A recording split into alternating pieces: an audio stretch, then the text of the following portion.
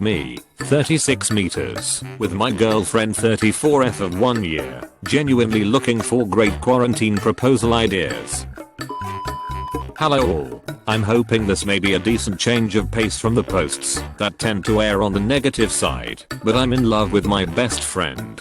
She means the world to me. We have talked about marriage and forever so much already, and all I'm doing now is looking for the perfect way to propose to her. Any ideas would be so appreciated. I feel like it's so much harder in this climate. Thanks to all who suggest anything. Take care. My husband proposed in July on my birthday. He took me to my favorite hotel and kept me waiting all day for my birthday present. Whenever I asked, he'd smile and say something like, "Oh, you think I got you something?" Near the end of the night, he slipped the ring in the box into my purse when I wasn't looking, and then asked me to check my purse because he said he couldn't find his wallet. I rummaged around for a bit before finding the box, and he came over and said he loved me and asked me to marry him. I still keep the ring box in my purse to this day. I proposed yesterday at the top of a mountain. It went well. Just consider places and activities that are meaningful to you and your partner together. I guess it would be difficult if you both prefer crowded indoor scenes, but there are plenty of wonderful outdoor venues. Wow. This is so sweet. It's important to consider if you think she would prefer a private proposal, a more public proposal with strangers around, or a proposal with friends and family around. Outdoor proposals could be a good idea considering the climate. Do y'all have a special park bench or hiking trail or edge of the water where you first got wine drunk with her? My husband chose that lol. Or really just any beautiful scene. When I think of the first dates I ever had with my husband, my heart flutters, and I bet your girlfriend feels the same. Have you considered recreating one of your first dates?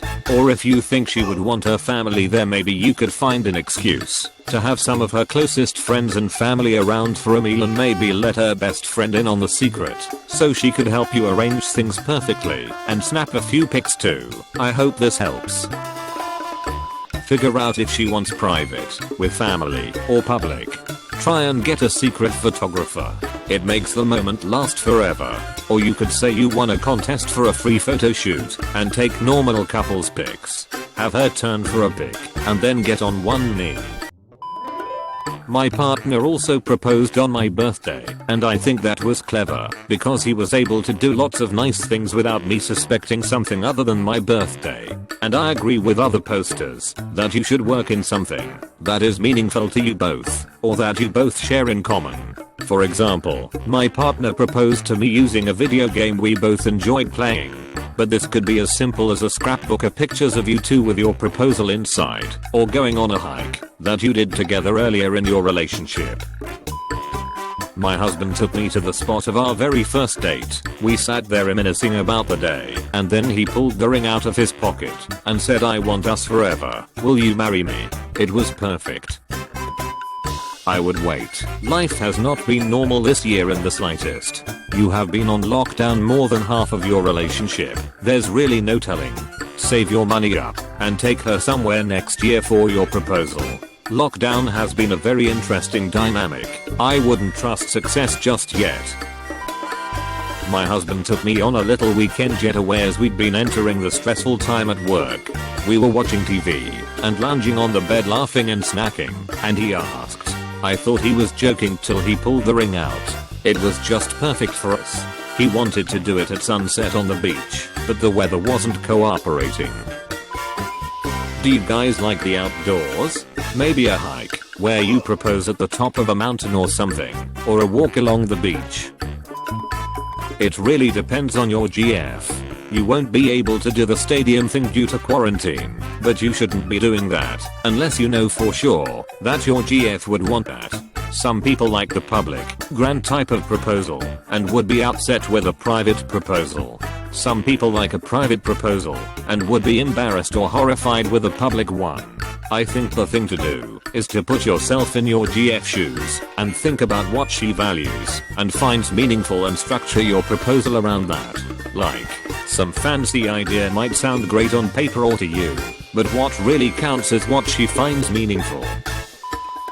Whatever it is that you choose to do, just make it something that comes from the heart and is special for the two of you.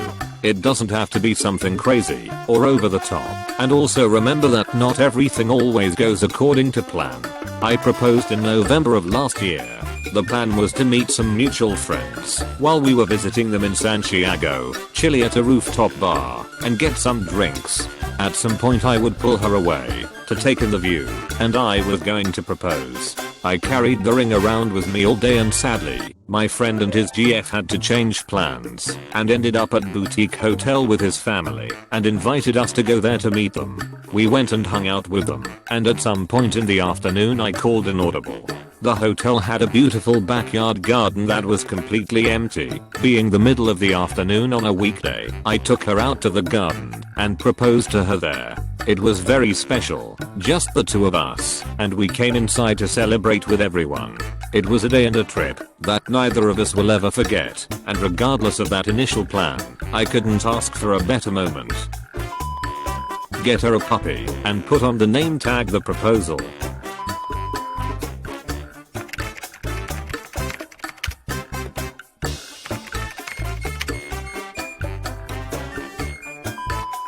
The typical in a relationship that I have a crush on a coworker. I have been having this issue for about 3 weeks. I am 28, work in sales. I have been in a relationship with my GF, F25, for 5 years.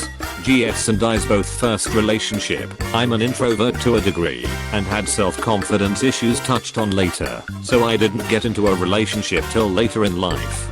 She is supportive, lifts me up when I'm down, does whatever favor I ask for, has always had her right foot forward whenever we have had any minor relationship issues. She is someone who fixes things instead of breaking things off. She is humble, kind, and I think I love her.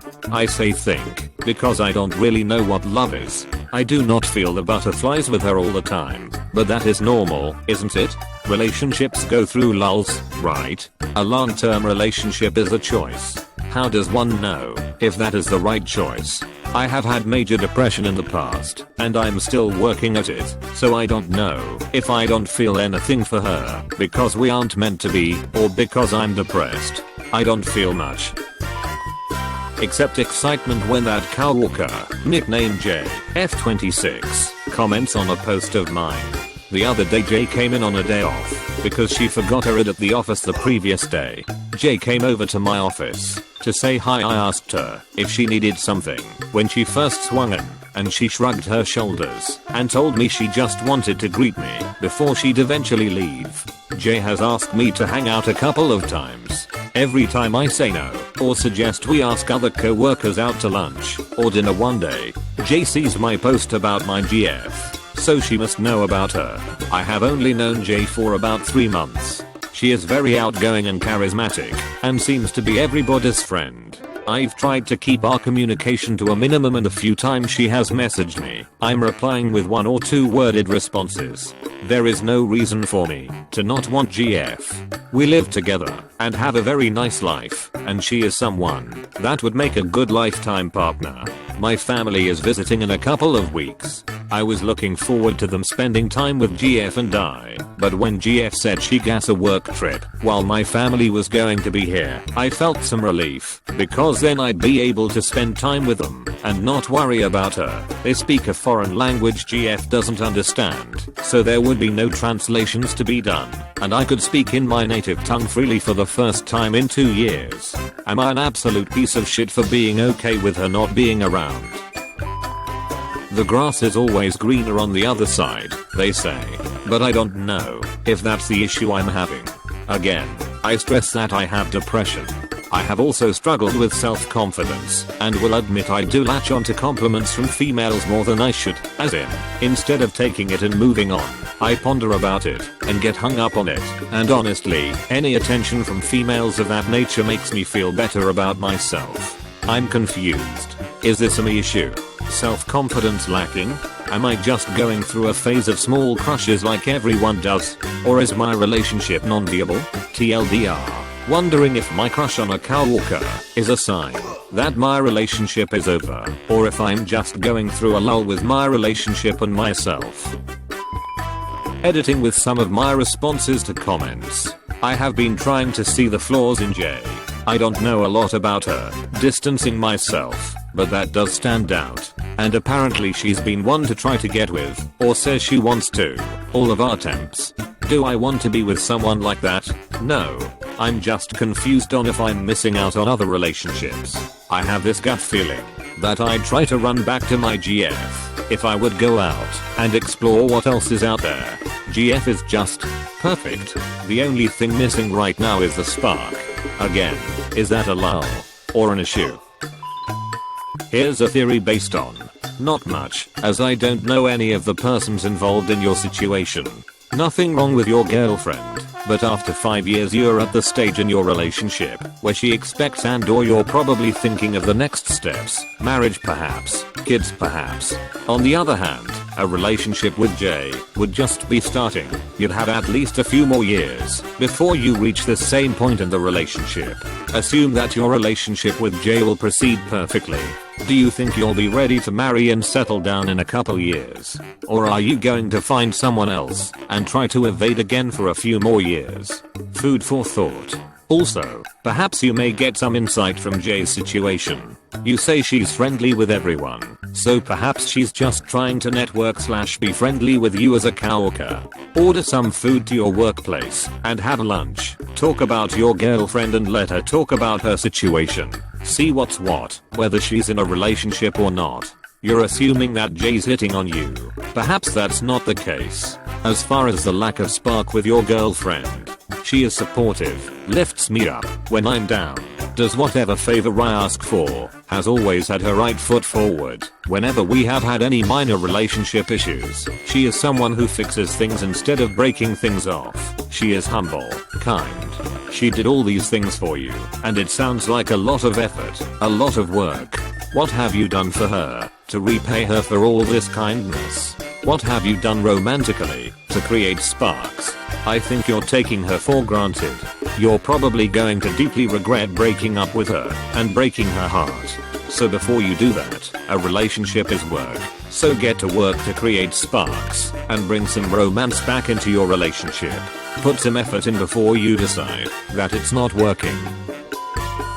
Being in a long-term committed relationship doesn't mean you'll never have eyes for anyone else. It does mean you'll do whatever it takes not to act on that. Don't read too far into it, but do not, in any way, indulge it. Cut it out of your mind as an option and move on. There's a lot to untangle here, and I'll leave that to someone else to tackle, but I do want to point out this. Jay could be hitting on you all, while knowing you're in a relationship. That does not speak highly of her character, at least when it comes to respecting others' boundaries. You may need to leave your current girlfriend, but not to run into Jay's arms. IDK. You said you aren't sure if you love GF, but you've been together 5 years. Maybe I'm just lucky, but every time I've been in love I've known it. Relationships go through natural lulls and it's natural to have crushes on other people, but it's your action and choices that count. So far you're doing good by not showing interest in Jay, and by trying to see her flaws. That shows you're committed to your GF. So what you should ask yourself is it worth it to give up someone who loves you for who you really are and all those memories you share together for some girl you just met that seems exciting now but later you'll become just as used to her? If you pursue this spark, eventually it won't be a spark anymore either. And you did mention that it seems like G knows you're in a relationship and is still showing interest in you. She's probably looking for attention/validation herself. Anyways, I think it'd be a mistake to throw away something perfectly good for the chase of a spark that could be worse than what you have now. It's a pro/con situation, and it seems as if most the pros add up in your GF's column. I suggest finding other ways to get that spark back for your GF, if that's the only problem in your relationship. Crushes in a relationship are normal. The key is to not engage the crush. Jay sees you posting about your GF, yet is still after you trying to hang out after work. That's not what a good person does. You know that Jay has said something about getting with all attempts, as if playing with people's emotions is a game to her. In contrast to your girlfriend, Jay sounds like shit. Relationships go through lulls. You can't have that honeymoon rush of excitement forever and ever. You'd become exhausted, haha. Please seek treatment if you believe you're depressed. Even with COVID, there is online therapy. Take care. You shouldn't take your GF for granted. On her end, it takes a lot to pick up the pieces of someone with problems and help hold them together. She really loves you and doesn't deserve being left for another girl or having you make eyes at another person.